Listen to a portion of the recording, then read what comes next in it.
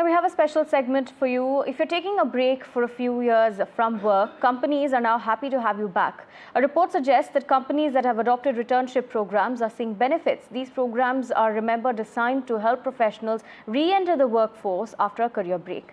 Now, companies have realized that employees who join them again through these returnship programs are the biggest advocates of the company. This also aids the company in addressing skill gaps and strategizing their teams as well.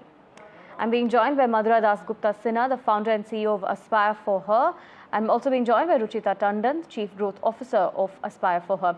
Let me start off with Ms. Madhura Dasgupta.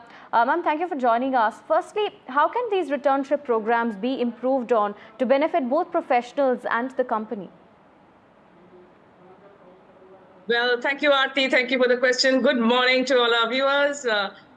My name is Madhura Dasgupta Sinha, and I'm the founder and CEO of Aspire for Her. We work with a lot of returning women in our community as we are trying to add 10 million women into the economy by 2030.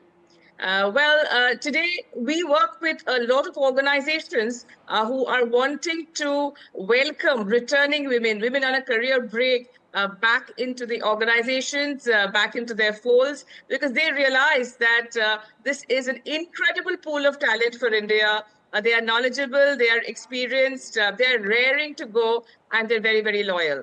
But we realize that there are some issues, some barriers in the minds of the women returnees, as well as in the minds of the managers and the ecosystems that are welcoming them back. One issue is that for the women themselves, they have a huge confidence deficit because they have been out of the workforce. They feel that they could have been skilled better over the years, that they haven't been a part of the economy. And they also feel sometimes a sense of loss because they see their classmates doing better than them. They also see juniors from their earlier organizations becoming their bosses.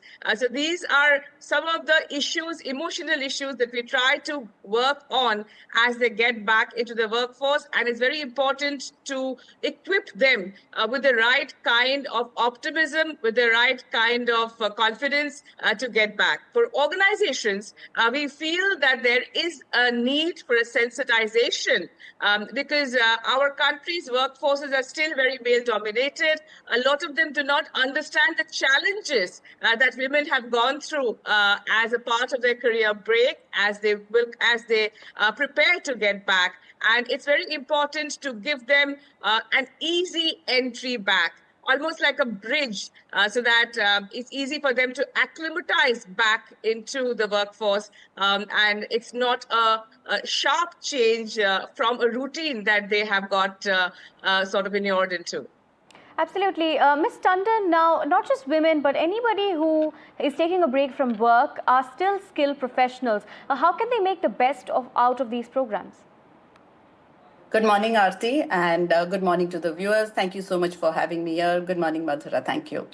I've actually had a break for more than 2 decades. And one thing that I can tell you is the problem where the confidence lack actually comes is more because the entire ecosystem has changed, right? And if you feel that in terms of knowledge, you are not up to it, that's where you have the biggest confidence.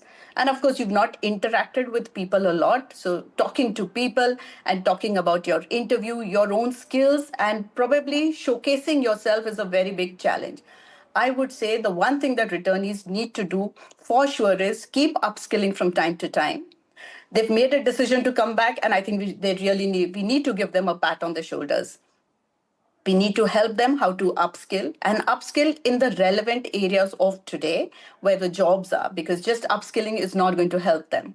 They need a little bit of push because you've got to help them understand that they have the talent. You need to push them beyond their boundaries, and that's about it. You need to also tell them that they need to do continuous networking because that's what's also going to build their own brand that they need to do.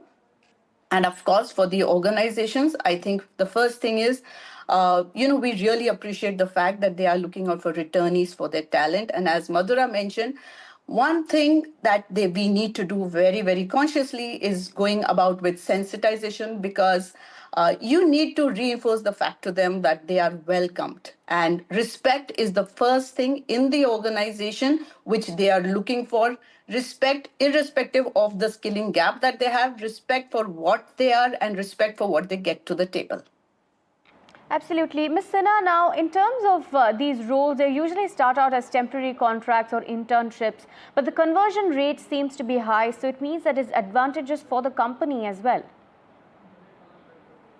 Absolutely. In fact, we see many different formats of returnships emerging in the market. And currently, as we speak, we have 3 organizations, 2 banks, and a very forward-looking MNC, Indian MNC, which is welcoming women back into the workforce right here at Aspire for Her. So we can give you some live examples.